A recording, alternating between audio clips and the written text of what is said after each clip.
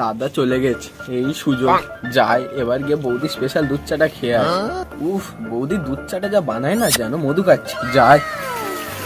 বৌদি আছো নাকি?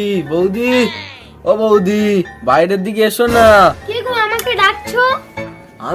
আমি তোমার কচি দেও। তুমি তো 10 মিনিট আগে আসতে পারতে।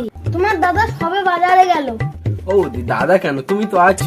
বৌদি, এতদিন বাদে এলাম, তোমার সেই স্পেশাল দুধ চাটা খাওয়াবে না? তোমার দুধে নাকি মধু আছে, একটু খাওয়াও না। উফ, তুমি না দাও। ঠিক আছে, বানাচ্ছি, ওই ঘরে গিয়ে বসো। বৌদি ঠিক আছে, দুধটা একটু বেশি করে দিও, আমি গিয়ে বসছি। নাও দাও তোমার দুধ চা।